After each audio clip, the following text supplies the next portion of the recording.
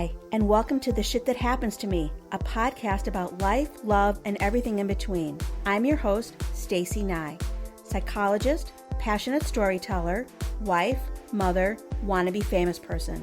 Now sit back and listen because I'm here to tell you about the shit that happens to me.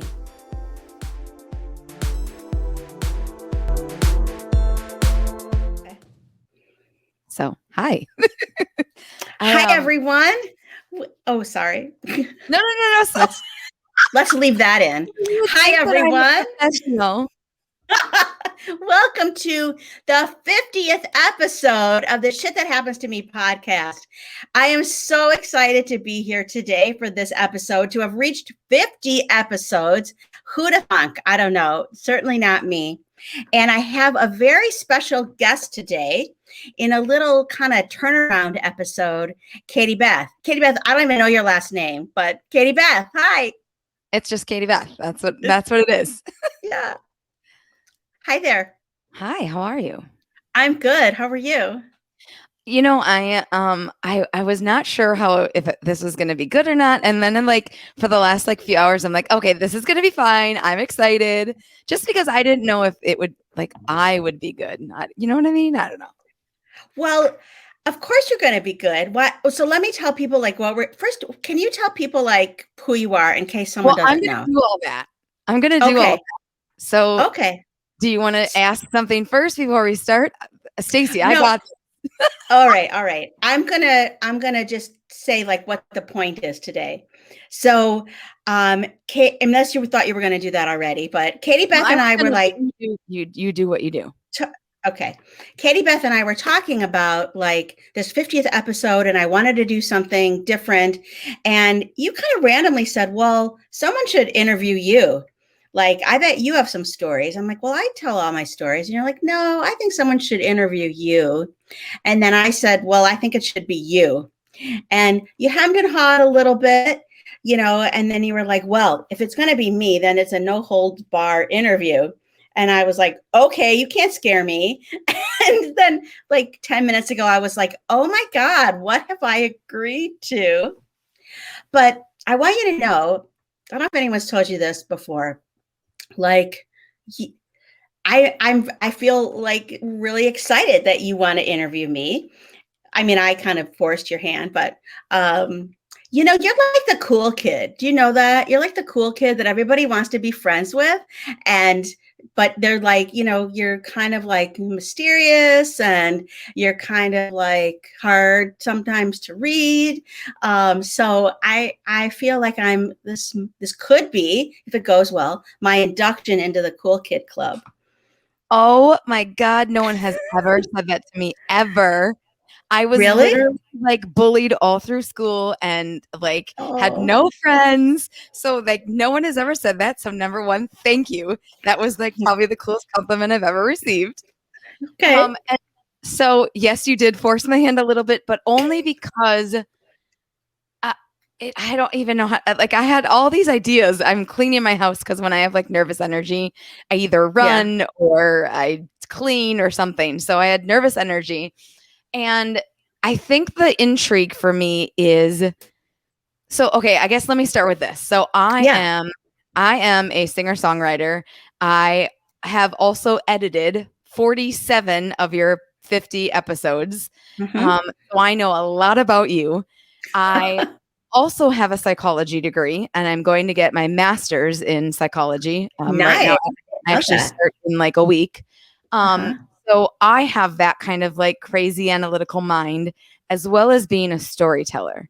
So, and I don't interview a lot of people, so you should feel special. No, I'm just kidding. But no, I'm very selective about it. And there's something about you that intrigues me, the underlying psychology of you, and getting to look at your face, getting to the core of why you are the way that you are and do the things that you do. And so when you asked, I was like, okay, this is the perfect opportunity to say, you don't get to know what I'm asking you. You don't get to veto any questions. There's no script beforehand. I'm just going to go, and it's going to go where it goes. Yeah. So that I have control issues. And so it's really, unique for me to not be in control of this whole episode. But I'm just going to go with it. I'm just going to go with it. Exactly. Let's do it. Sometimes the best things in life come from us going, I throw my hands up, I let go. Yeah. So we know a little bit about me. So let's just reverse back in time. And of the last 50 episodes, we're 50 right now, 49 before this. We know these things about you. And this is going to be like a deductive. Here's the simplest version of what we know. We know that you've been married a long time, like over half your life, correct? Yeah. I've been married 30 years. It'll be 31 in March, and I'll be 60 in April. Okay. So been married a long time. You have 2 kids, 2 sons, right? Yes. Okay. They don't have kids. They're no grandkids yet. No. Okay. You are a licensed psychologist. Yes. A wannabe famous person. Yes. You have a lot of crazy things that happen to you and to your friends. Yes. My microphone is slipping. Okay. You enjoy sarcasm, humor, and swear words. Yes. You and your sister had a rocky growing up together. Yes. Okay. You have really good friends, but you are kind of an introvert, even though you are an extrovert introvert. No, I'm not an introvert at all. Okay. But you like to be like, you like to do your own thing. Yes, You're do. Independent. Yeah. Independent. Yes. Maybe. Yeah. Okay. Right. Okay. So those are the things that we know, right? Those are the things we've learned over the course of 47 hours ish. Yeah. Right. And me even more than that from editing. So I want to start with, do you find that there is a parallel to you being a psychologist and talking to people all day and then saying, I want to do this podcast where I talk to people? Like, for sure. Okay. So what is the thin line that separates it?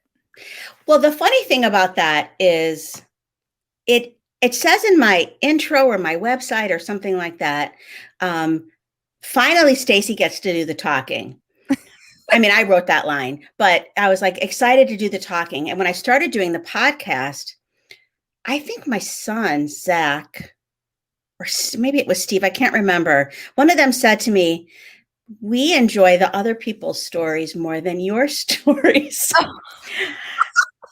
And I was like, what? What are you talking about? Yeah. So, I mean, maybe because they know my stories already. But I know, I think Steve said it to me, and I asked Zach, and he was like, oh, yeah. So then I asked Allison, who, owns Edge, and she said, well, that's actually pretty traditional, that listeners tend to like the guest stories better than the interviewer stories. But I will say, I'm going to do a shout out to my cousin, Stacey Melnikoff, who has told me that she likes my stories the best.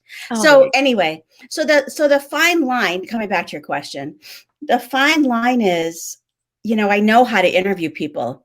I've done it, my whole career, but I can't shut up. I like to talk too. And so this is my opportunity to get a few stories in also. So do you see a psychologist? I don't currently. Okay. I have. Okay. Yeah. So what was the motivation to choose that career path? Like where did that come from? Was that something you wanted to do as a child? I mean, I was always the person that everyone came to with their problems, just always. And I'm a good listener, and I don't know, maybe I gave good advice. So I've known for a really long time that I wanted to be a psychologist. And, and I knew for a long time I wanted to treat eating disorders too, because growing up like a woman in America and having my own weight issues, it was really something that gave me a lot of grief when I was young. So it really just all kind of fit together there. I did not know that was part of your practice, is eating disorders. Oh yeah, that's my area of expertise, is eating disorders. That's why I didn't want to do video, is because I struggle so much with my self-image and confidence and what I look like on camera. Well, I kind of figured that, but as I said to you the other day, like you have this whole TikTok persona and you look beautiful. And you were like, yeah, but I can control that and blah, blah, blah, blah, but I get it. So I totally I just like left all that bullshit behind. Yeah. I'm sure it's probably easier and less stress to do that. It's so much better. It's so much better. No, it's not even about, because people ask me all the time, like, why are you so, it's not about how other people see me. It's how I see myself, you know? Yeah. So we're our worst enemy, our most critical, person. But. So when you decided to start this, one of the things that I found the word isn't funny, but I guess interesting is that your wannabe famous line. Like, I guess that's I think the most intriguing thing about you for me is that there's not a lot of people.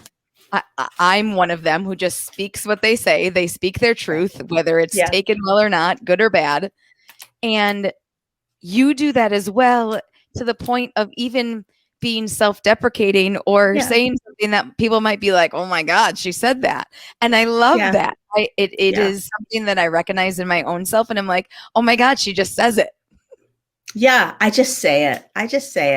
It kind of, so there doesn't have to be like a big, I don't know what the saying is, like elephant in the middle of the room. Like I just say it, and it would be really fun if I've always wanted to be famous, wanted to be an actress. I wanted to be an actress. And I don't think I was good at it. I did improv for like a year, which was so much fun, but I wasn't good at it. So I'm a much better psychologist. But this, like I said this, I think to Molly Faye, like this seems to be my avenue, maybe. I mean, I don't know if I'll get famous or not, but this is something I think I can be good at, just telling stories. And so I just like let it all hang out. I don't especially like I'm going to be 60 years old. I really don't care anymore. I'm just going to say anything. So when you were younger, did you kind of have that no care attitude, or is it something you've developed? Yeah. I mean, I had really low self-esteem as a young person, and really mostly focused on my body image. And I've always been kind of sarcastic, I think, and like funny and quick-witted. But no, I cared very much what everybody thought. And it's really no way to live. I hear you. So do you think that in the things that you do in your career, do you think that that's part of the motivation, or it just helped you kind of find your way through it? Or what, I guess, how do you take that your early years as, foundation of what you do? Well, I think certainly being a therapist, going to graduate school taught me a lot about myself. Certainly being in therapy helped a lot. I would say my husband helped me a lot, just kind of be like more self-accepting in a way. I mean, there's plenty he doesn't accept about me, but really the way I look like isn't one of them. Or like he actually hated when I went blonde, hated it. And I was like, I don't really care what you think. Like I'm getting 1,000 compliments. Like if you don't like it, that's too bad. But so I don't know. I think I've like honed the skill. So it's something actually that works, this not care attitude. I mean, I care. I do care. I do care. If I get a bad review, like on the podcast, I'll be devastated and cry. Really? Probably. Okay. But yeah, I don't know. So when I guess we can get off of this topic, because you're probably like, oh, I don't want to talk about my real job anymore. But what is something, if a little girl was listening, or even a woman or a grandma, any age, what is something that you could say in a one sentence or one paragraph to just be like, it's not worth, like, what's advice or like a. I just wish that I had known like how much better life would be, like not caring. Or like I really like struggled so much with my body image and thought that every bad thing that happened to me in my life was because of the size of my thighs. And that's probably not true. And not that I think my self-consciousness over my body was a far bigger deterrent than my actual body. Like that was really like a crazy lesson. Can you say that again? Yes. You have goosebumps. Yes. Holy The shit. self-consciousness about my body was a bigger deterrent to people than my actual body. The hair on the back of my neck is like so standing up that it could probably touch. My God. Yeah. So I realized that like that I mean I didn't date in high school, and I think part of the reason is because I just assumed I was undateable. And I also like had crushes on boys that weren't available, but that's a different story. But I don't know. So one of my stories, I haven't gotten to tell this story yet, so I'll tell it now, is my pool party story. It's one of my favorite stories to tell. You haven't heard this, right? Mm. So I was a junior in high school, and I had junior honors English, which was the only honors class I took. It wasn't a thing back then that everyone took AP classes. I took like maybe one, but junior honors English with Mrs. Gordon. She was a wonderful teacher, and all of my friends were in this class. And the boy that I loved, who is Glenn Garfinkel, and he knows this, so I don't know if he'll listen to this episode. He's already heard this story, but and his best friend Brian Abrahams, they were in the class. And at the end of the year, Mrs. Gordon decided to have a pool party at her house. She had like a house with a pool, and everyone was going to go. And I thought, there is no fucking way that I'm going to wear a bathing suit at this party, especially not in front of Glenn. And so I showed up at the party with just my clothes. And then I was the only person who didn't have a bathing suit. And everyone kept going, Stacey, why don't you get in the pool? And I was like, oh no, I forgot my suit, or whatever dumb thing I said. So Mrs. Gordon comes up to me and says, I have an extra suit if you want to borrow it. And everyone's like, yeah, come on, come in the water. So now I'm 17 years old, and I put on my like 45-year-old teacher's bathing suit, which was brown. So that wasn't like a cool color. And I go into the like dress. She's got like this beautiful setup, this pool and this little dressing area. And I put on this bathing suit, and I walk out, and I just felt naked. I was so self-conscious, and it was so awkward. And I'm approaching the pool, and Glenn and Brian get out of the pool and run up to me and pick me up and throw me in the pool, which was the best thing in the whole world that could have happened, right? Like, they didn't care what I looked like in the bathing suit. They didn't care. They just wanted me in the water. Now, I wish that lesson had really made a bigger dent then than it does now.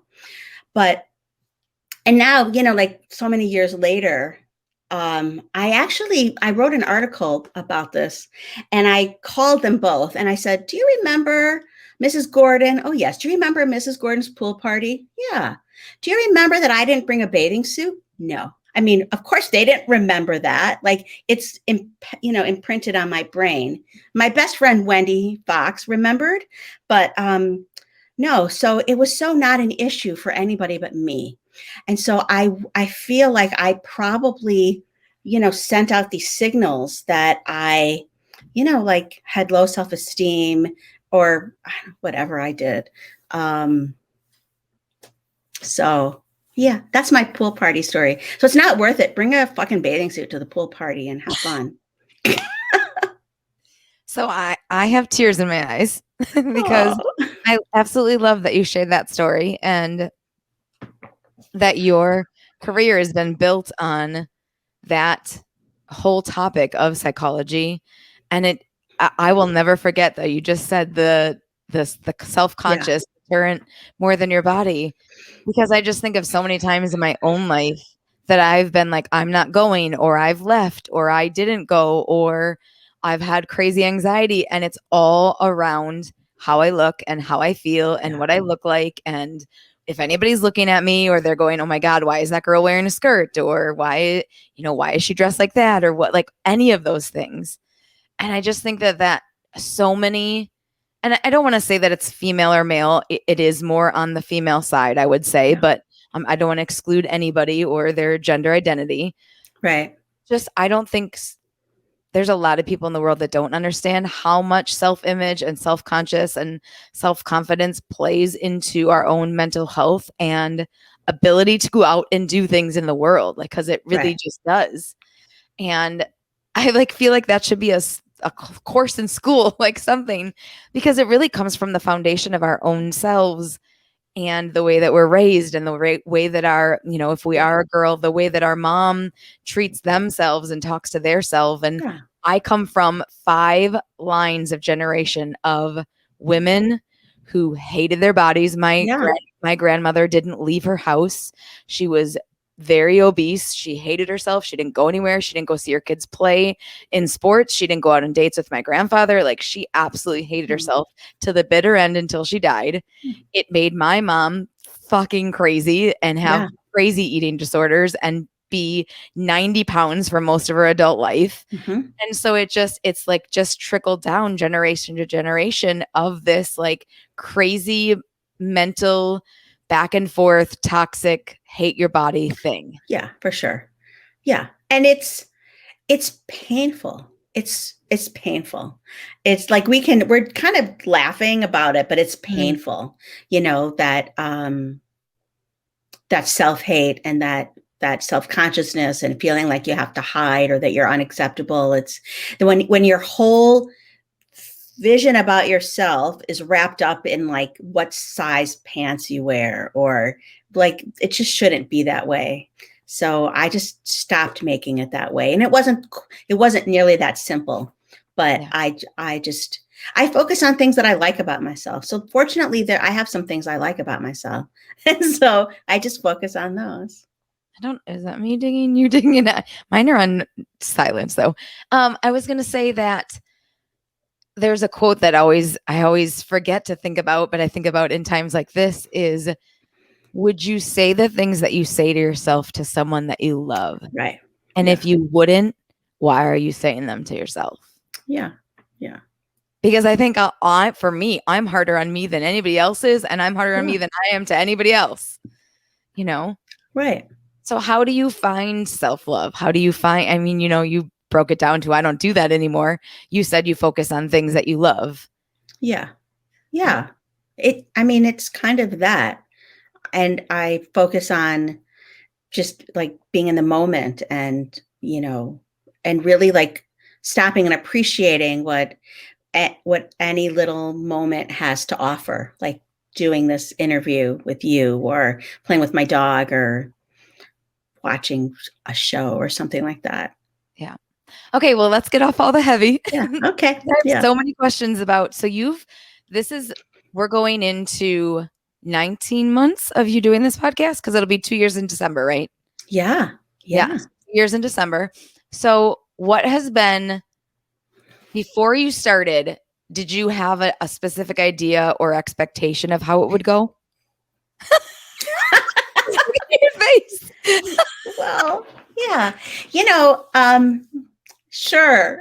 I think so. This is like the flip side of my insecurity is like some like really overdeveloped narcissism, which is because I'd only listen to. I know I've listened to other podcasts, but I listened a lot to My Favorite Murder, and boy, they got rich and famous pretty quickly.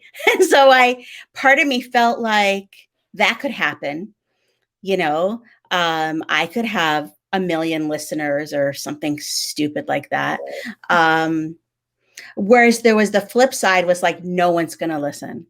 Like, I do have this one little voice that I try to like tell it to shut up. But every once in a while I have this little voice that goes, you don't have anything interesting to say. Like just no one wants to hear what you have to say. That certainly has like, dogged my like, professional career, that little voice. Wow. But yeah, I just tell it to shut up. Yeah. So what did I think? I thought I would sell more t-shirts. It always comes down to the t-shirts. I thought I would sell some t-shirts. What has been the biggest surprise in all these? It's a surprise when, so someone, I don't know if I should say their name or not. Someone like spit it out, Stacey. Like a friend of a friend on Facebook, like a friend of like my husband and my brother-in-law, friend sent me a friend request on Facebook. And so I was like, well, I know like of this person, so that's okay. And he started listening to my podcast, and because everyone gets a podcast invitation. And he wrote me a note the other day, and he said, I've been listening to your podcast and it's really quite good. And I think you should talk to my brother, whatever.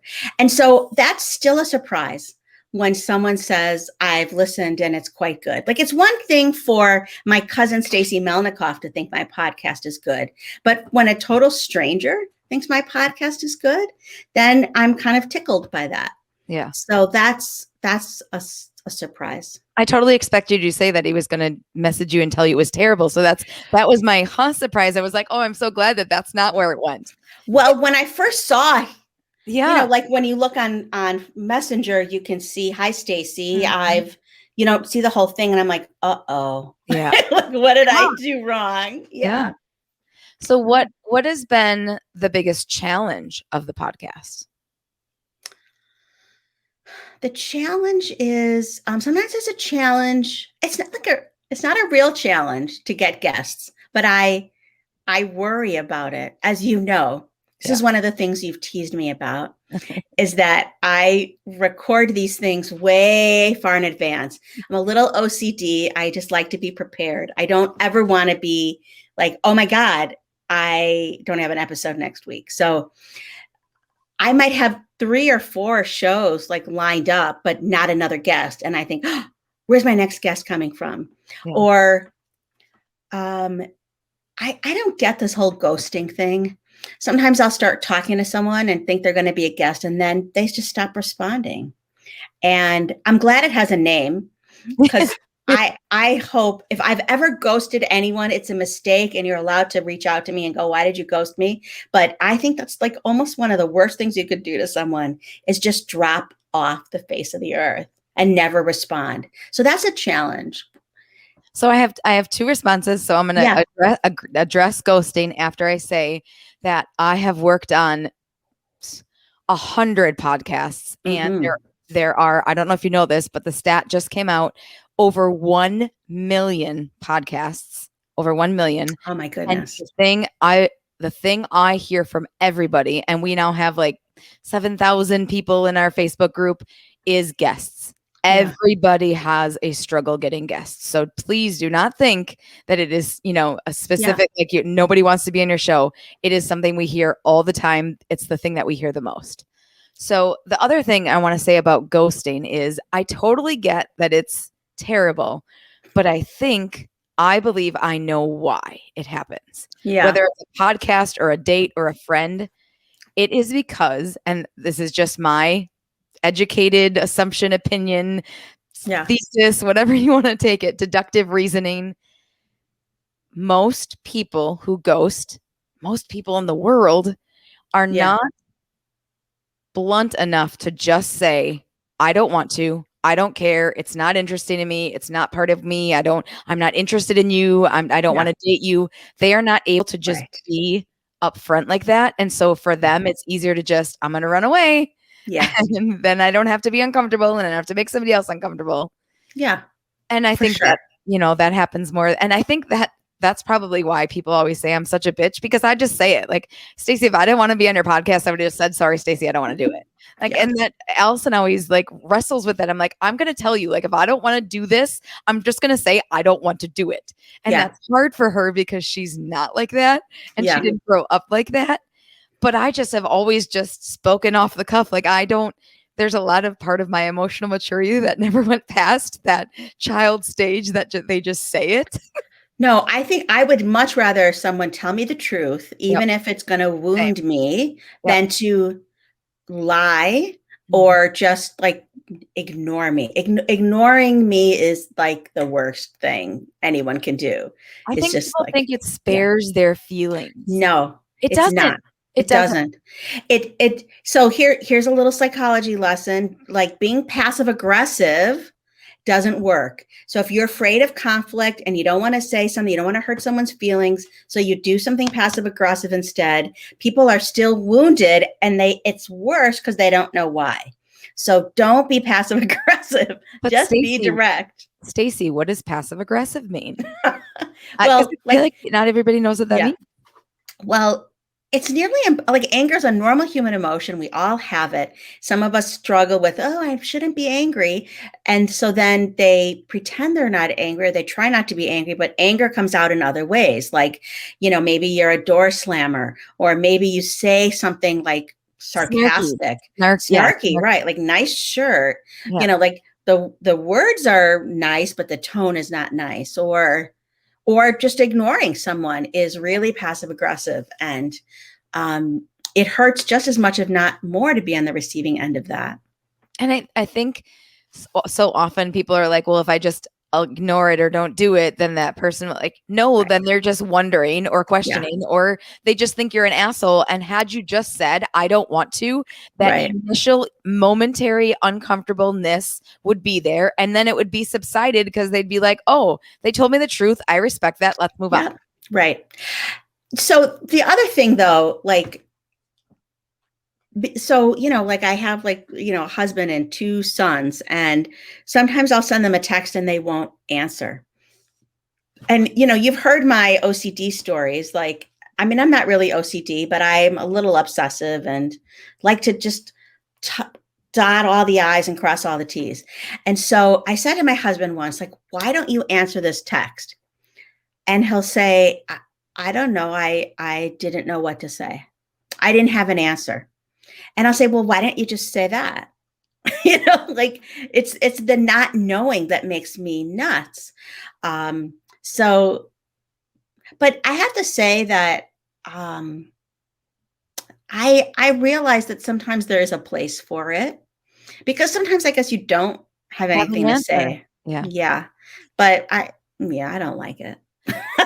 I think I'm not great at texting people back. I'm not. I often have a lot of unread messages, and it actually drives me crazy to have unread messages.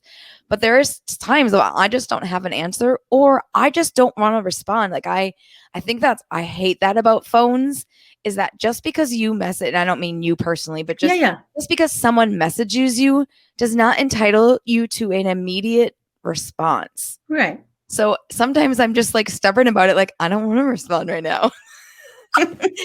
I know that's terrible. But, or sometimes like I'll ask somebody a question like, how are you, or hope you're well, and then they want to have a whole ass conversation, and I just wanted to send you one message that let you know I was thinking about you.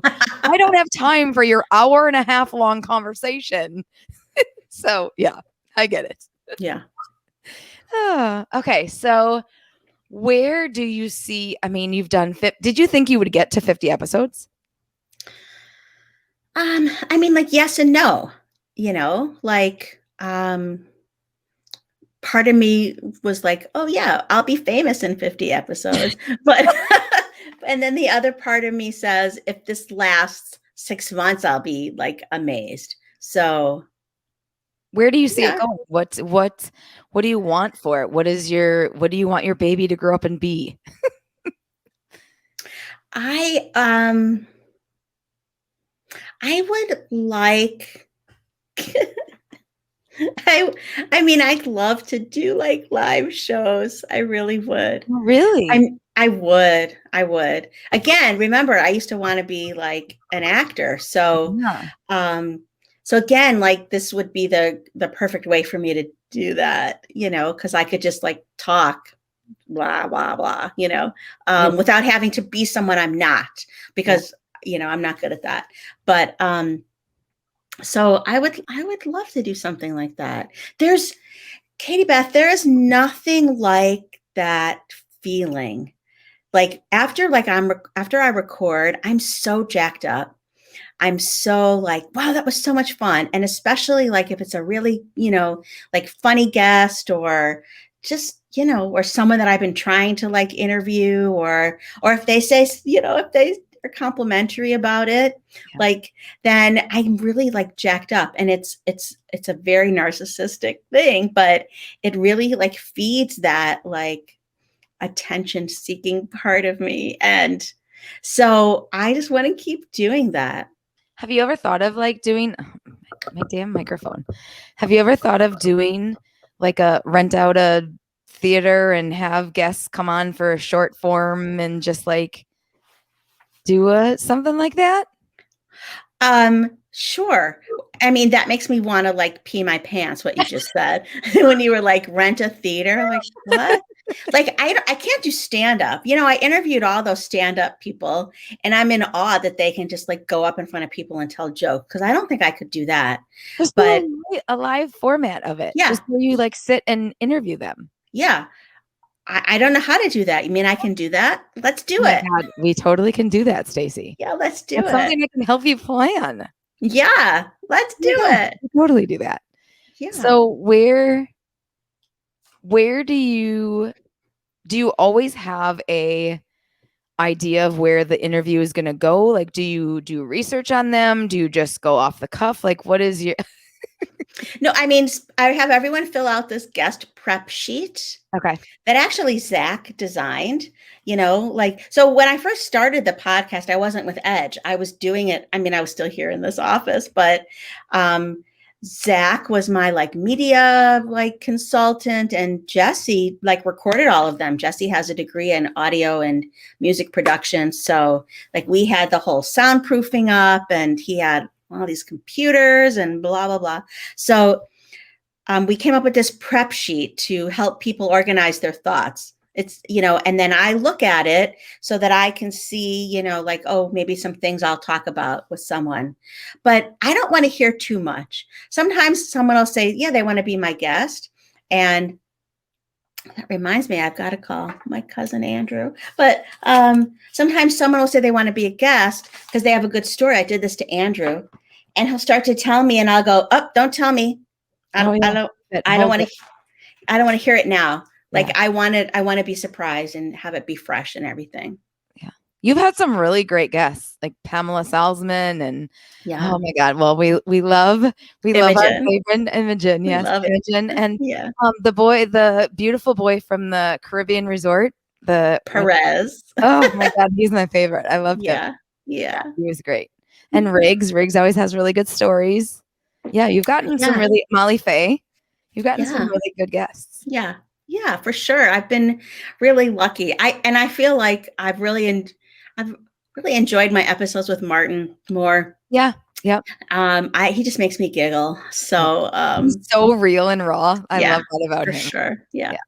So who is on your top 5 dream get list? Well, I would love to have Randy Rainbow on. I've had like conversations. I like met him. No, I didn't meet him. I met him over Zoom. Okay. He had a Halloween Zoom event, during the pandemic, and I went to it and spent like an extra however many hundreds of dollars so I could have like an experience like this with him. And then always the first thing I say now when I meet people is like, "Well, do you want to be in my podcast?" And he said yes. So he said that he would. So now maybe he just said it to be nice. Okay, I don't know. We're gonna reach out to him. Let's do that. I've been in touch with his his agent. So did they say? She said if he said yes, then he'll do it. But now I haven't heard from them. See, I don't Retract like that. to. Oh, I believe me, I've reached out Okay. many, many times. Okay. Anyway. We can always on your behalf too, because we are your network. Yes. Well, that's probably going to come up soon. Okay. So who else? Who else? Who's that one that you just thought of? That Who did I mean, I'm trying to decipher whether it's a list of people that I have a crush on or if it's a list of people I want on my podcast. Because I was going to say Daniel Levy, he'd probably be great on the podcast. Oh my God, he'd be great. Yeah. So it's just like a bunch of famous people, but I want to hear who those famous people are. Tell me the list. Well, okay. So Randy Rainbow and Daniel Levy and have I gotten any farther than that? Like, I would love, like, Tina Fey would be so amazing. We don't really know these people, but so that's a dream list. Yeah, I mean, but like it's their persona that I think I want on the podcast. But actually, I would love to have Karen and Georgia on the podcast. Have you reached out to them at all? Yes, they don't respond. Okay. So I would love to have them on the podcast. And because they were so like nice to me, when I went on stage and afterwards when I talked to them and I brought them pickles and, the whole bit, like that was like such a fun experience. So, and then they just like stopped responding to me. So no, they never responded. They're a little busy. They are a little busy. I don't think they read their own emails or messages or anything. I don't think they knew that it was going to become what it's become. No, they didn't. No. So, sure. Well, I'm so glad that we did this. I'm glad that you were like, you should do this. Yes. And did you get all your? Sorry about the barking, Raphael. Did you get all your questions answered? If you could have done it differently and had a different career, like it would have been an actress or would have been something else? Well, I had this thought that if I didn't get into grad school, I was going to become a personal shopper. Oh. So that would have been a disaster. I mean, I'm good at picking out things for people, but I would have spent way too much money. I would have spent all of my earnings. What kind of actress? Like TV, movies? What were you? Yeah, I just wanted to be an actress. Yeah, that's what I thought I wanted to do. Who did you look up to when you were like, what actresses were your? Oh, I loved like Barbra Streisand. I can't sing a note at all to save my life, but I loved her because she was an actress. She was funny. Like she could be serious, but I loved her like funny stuff. And, she was Jewish and she didn't get a nose job. And so I had a lot of like pride in this like woman who was this, back then, especially in the 60s, who could just be herself and people would just accept. I mean, I don't know how easy it was for her, but it seemed kind of glamorous. I've become like, I'm friendly. This guy was on my podcast, Jeff Conway, and he's a Forbes entertainment reporter. And every week he posts these pictures of all the entertainers he gets to interview. And so that would be very cool to do, because he gets to like meet them and talk to them. And, he's really good at it. He brings them little gifts and stuff. So that would be like amazing to do something like that. Yeah. But, maybe I'll just retire and. Well, I think that you should shoot for the stars and reach out to Daniel Levy's people. And if he How do I do that? Well, we just find their people. Who are his people? Who are his people? Tell me now. So besides a singer-songwriter, a podcast host, an audio engineer, I also have a criminal justice degree and I am an investigator. Okay. So let me do some investigating on your behalf. Okay. And I will find awesome. Let's do it. Next week on the Shit That Happens to Me podcast. No, I'm just kidding. Yeah. Well, thank you so much for giving me your time and your trust in the process of not having any preparedness. Right. I appreciate it. Thank you for doing it, KatieBeth. I really appreciate it. And I hope everyone enjoyed this episode, Tables Turned, where I'm the interviewee. And if anyone has other questions for me, feel free to shoot me an email at theshithatappenstomeme@gmail.com. And yes, you can swear in your Gmail address. Thanks, everyone.